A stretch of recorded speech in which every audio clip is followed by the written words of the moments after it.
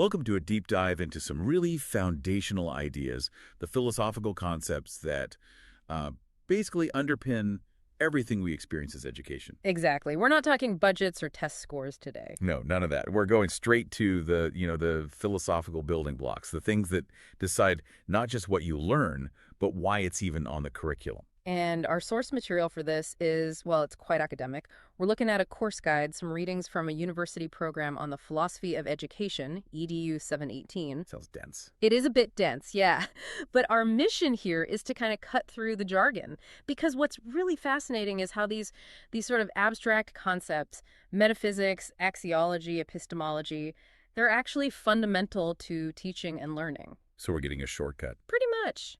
A shortcut to understanding the really basic elements of educational philosophy, starting right at the definitions. Okay, let's do that. Let's talk education itself. Yeah. The sources say it's an umbrella term, right? It's meaning depends on your philosophy. Absolutely. And there's this amazing conflict baked right into the word's origin, its etymology, that sets up centuries of debate. Oh, tell me more.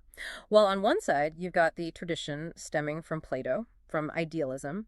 They see the word coming from the Latin educere, which means to lead out. To lead out, as in the knowledge is already inside the learner. Precisely. The idea is that the learner has these innate ideas, and the teacher's job is just to sort of pull them out, reveal them. Okay, innate knowledge. Yeah. But you said there was a conflict. Right.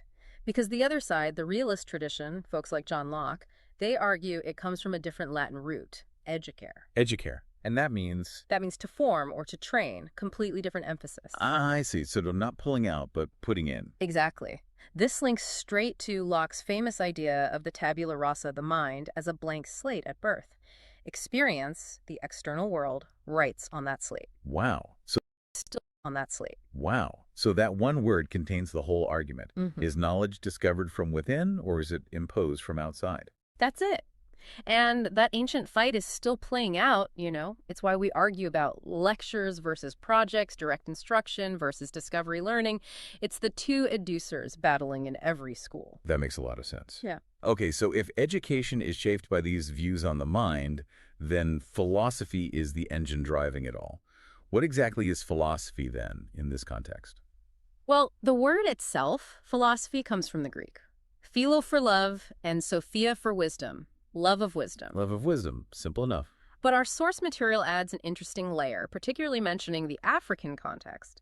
It says a wise man, a philosopher, isn't just about schooling or degrees. They need to know traditional practices, customs, and think critically, deeply. So it's practical wisdom combined with critical thought. Exactly. And that leads us right to the core connection. Philosophy provides the thought, the ideas, the framework. And education. Education provides the outlet in practice. It's where those philosophical ideas get tested, implemented, maybe even changed. They're complementary, they reconstruct each other. The curriculum is basically philosophy made physical. Okay, so let's unpack those philosophical ideals a bit more. What are the practical aims of education that flow from this? These aren't just abstract thoughts. They lead to real goals, right? Absolutely. And some aims are less controversial than others. The most basic one is just equipping people with minimum skills. Like reading, writing, basic math. Yeah, enough to function in daily life, handle your business. Pretty much everyone agrees on that. Okay, what's next? Vocational training. This is crucial. Society needs people with practical skills. Not everyone's going to be a doctor or a lawyer. We need good plumbers, skilled carpenters, technicians. Education has to aim at making people useful to society. Makes sense. Being useful. What else? Then there's the idea of stimulating the desire for knowledge for its own sake. Intrinsic value. So learning just because you want to know, not just for a job or a reward? Exactly, like reading a novel for pure enjoyment. You're not necessarily doing it for a paycheck, but you still gain vocabulary, empathy, maybe a broader perspective. That has value in itself. Okay, minimum skills, vocational use, knowledge for its own sake. That all seems fairly straightforward. Is there a controversial one? Oh, yes. The sources highlight one major controversial aim: developing a critical outlook. Being critical. Why is that controversial? Isn't that what education is supposed to do? You'd think so. But in practice, well, governments, employers, sometimes even parents, they don't always appreciate being questioned or criticized. Right. People in power often prefer agreement, not critique. Precisely. So it's this strange tension. A truly sound education should develop a critical mind, someone who can spot flaws, question assumptions, prevent problems down the line. Being critical is arguably a sign of being educated. But it can make you unpopular or be seen as disruptive. Exactly. It's a political liability sometimes. And the sources link this to the style of schooling, too. That- Well, they critique traditional schooling for often being quite authoritarian. And an authoritarian environment breeds fear, not genuine inquiry. So it shuts down that critical instinct. It can, yeah. The push for democracy in education isn't just about content, it's about the process. It emphasizes self-realization. A teacher in that model needs to be democratic, willing to learn from students, open to challenge. Because if the system demands blind obedience, it kind of undermines the whole point of developing thinkers who can spot problems. You got it. It works against preventing those long-run issues that unquestioned assumptions can cause. Okay, this connects perfectly to looking at some of the big thinkers. These aims must have shaped their philosophies. Let's start way back with Socrates, around 470 BC. That's him, Socrates. His whole theory of knowledge was grounded in reason. He argued reason, not just what you see or hear, is the source of real knowledge. Which put him against the sophists of his time. Directly against them. They relied more on sense perception, which Socrates thought was unreliable, changing. And that led to his famous idea, virtue is knowledge. Right. He believed you couldn't act rightly unless you knew what was right. All wrongdoing, for Socrates, stemmed from ignorance. Is that always true, though? Our sources mention a weakness there. Yeah, it's a key critique. People, even very knowledgeable people, often act based on emotion, not pure reason. Ignorance isn't the only source of bad actions. But his method, that's stuck around. The Socratic Method. Absolutely, the dialectic. Seeking knowledge through question and answer, using really skillful leading questions to help the student essentially pull out that innate knowledge he believed was already there. Remember, educere. Pulling it out, right. But then centuries later, John Locke comes along and completely rejects that innate knowledge idea, doesn't he? Completely. Locke, a central figure in realism, argued the opposite. His big concept, tabula rasa. The blank slate. Exactly. The mind is empty at birth, experiences what you observe in the environment. That's what fills it up. No innate ideas whatsoever. That's a fundamental shift. How did that affect his ideas about teaching? Well, it flowed directly from that focus on experience and the environment. He advocated for good physical development, moral development, and intellectual development. He was keen on making learning pleasant. Pleasant.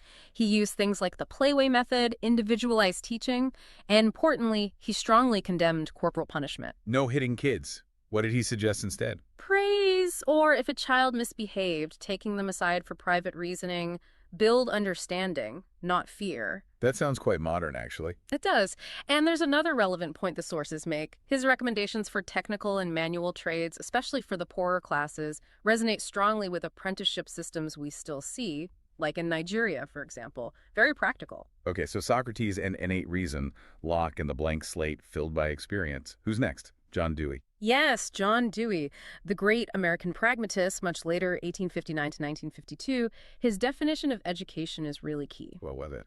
He said education is the reconstruction or reorganization of experience which adds meaning to experience. Reconstruction of experience. Adds meaning. So it's about processing what happens to you. Essentially, yes. And crucially, for Dewey, education wasn't just preparation for later life, it was the process of living right now. So learning is doing, basically. Very much so. His methodology was all about activity, about problem solving. Think scientific method, experiments, playway, project method, even field trips or excursions. Get out and experience things. And what about the school itself? Dewey saw the school as a social institution. Not isolated, but a mini community, a form of community life where the child engages with the collective knowledge and resources of the human race. It's about participating in society. Okay, Socrates, Locke, Dewey. Big ideas about knowledge and learning. Now, you mentioned earlier these overarching structures, the ecologies, metaphysics, axiology, epistemology. Right. This is the framework that organizes all these philosophical debates. It helps us map out the fundamental questions. Let's start with metaphysics. That sounds intimidating. It just means the study of the nature of reality, the big question, what is really real? Okay, and there are different answers. Big differences. Take idealism, Plato's camp. For them, ultimate reality isn't the physical world we touch and see, it's the world of ideas. Eternal, unchanging, spiritual ideas. So the chair I'm sitting on isn't truly real. In the idealist view, it's a shadow, a changing, imperfect copy of the perfect, eternal idea of chair. Mind is superior to matter. The idea is more real than the physical object. Wow. Okay. What's the alternative? Realism, championed by Aristotle, later Locke. Realism says, no, matter is objectively real. Things exist out there independent of our minds thinking about them. So the chair is real because I can touch it, measure it. Pretty much, especially scientific realism, which really limits reality to what we can observe and verify scientifically. If you can't observe it, its reality is questionable. Idealism versus realism. Ideas versus matter. Got it. What's the next? Ology. Axiology. This is the study of value, what is good, what is beautiful, what is right. It comes from the Greek axios, meaning worthy. So this covers ethics, aesthetics. Ethics, aesthetics, political philosophy. And this is where things get really impactful for designing education, for deciding what's worth teaching. Okay, how do the different philosophies handle value? Idealism first. Idealist axiology argues that core values, truth, goodness, beauty, are fixed. They're permanent, unchanging, absolute. Like math. 1 + 1 always equals 2. Absolute values. So for them, things like moral rules are universal. Exactly. And spiritual values are seen as superior. So from an idealist perspective, subjects dealing with morality, religion, maybe the classics embodying these eternal truths should probably be compulsory. Okay, fixed eternal values. What about the other side? Pragmatism, Dewey's camp. Pragmatist axiology throws that out. They argue values are relative, they change depending on the time, the place, the situation. There are no absolute eternal values. So how do they decide what's valuable then? By usefulness. Does it work? Does it solve a problem? Does it lead to a good outcome in this specific context? The test is basically whether it works out well or not. So an idealist might say, teach ethics because telling the truth is always right. But a pragmatist might ask, what are the practical consequences of teaching this specific ethical framework? Does it help students navigate real-world dilemmas effectively? Does it work? It's about function and results. this really explains the curriculum battles, doesn't it? Arts funding versus STEM funding. It's a clash of values. Absolutely. The sources even give the example of the rule do not kill. An idealist might see that as an absolute command. But a pragmatist. A pragmatist would say, well, it depends. What about self-defense? What about war? The value of the rule is judged by its consequences in specific situations, not as a rigid, unbreakable law. Context matters. Relative versus absolute values. Huge implications. Okay, one contra really left. Epistemology. Epistemology. This is the theory of knowledge itself. It asks, What is knowledge? Where does it come from? How do we know if it's valid? What are the limits of what we can know? How do we know what we know? That sounds fundamental. It is, and it's important to mention skepticism here. Thinkers like Gorgias, back in ancient Greece, question whether we can ever have absolute, certain knowledge. Maybe we only know how things appear to us, not how they truly are. A healthy dose of doubt. But beyond skepticism, what kinds of knowledge do philosophers generally recognize? The sources list a few common types. There's revealed knowledge, think divine inspiration or scripture. Okay. Intuitive knowledge, that sudden flash of insight, grasping a truth directly without reasoning. The aha moment. Kind of, yeah. Then empirical knowledge gained through the senses, through observation and experience. This is big for realists like Locke. Seeing is believing. Then rational knowledge derived from reason, logic, deduction. That's central for idealists like Plato and Socrates. Thinking it through. And finally, authoritative knowledge, what you accept as true because it comes from a trusted source, like an expert, a textbook, or a tradition. So revelation, intuition, empirical observation, rational thought, and authority. Different paths to knowing things. Exactly. And different philosophies emphasize different paths. If you put this whole map together, metaphysics, what's real, axiology, what's valuable, epistemology, how we know, you can really see how the big debates in education emerge. Yeah, like should the curriculum focus on science and observable facts? That's realism talking, emphasizing empirical knowledge and material reality. Or should it focus on classics, philosophy, moral education, seeking timeless truths? That's idealism, prioritizing rational knowledge and fixed values. Or should it be all about practical skills, problem solving, adapting to change? That's pragmatism, focusing on experience, usefulness, and relative values. The education system you actually experience isn't usually one pure philosophy. It's a mix, often a messy one, of these conflicting ideas pulling in different directions. It's a composite, yeah.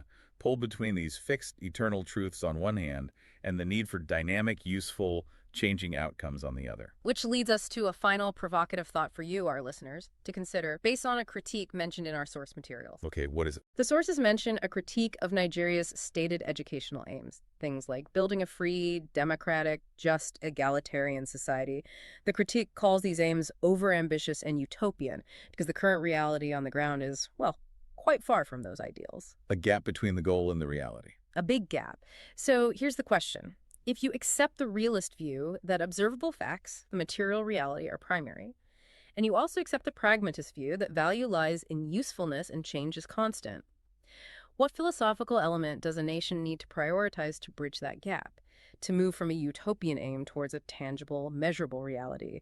Should it double down on fixed, eternal values, the idealist approach to axiology, or should it prioritize flexible, changing, useful outcomes, the pragmatist approach to axiology? What's the more effective philosophical lever for real-world change? Fixed values or useful outcomes? Yeah. Which path gets you from A to B when B seems utopian? That's definitely something to mull over.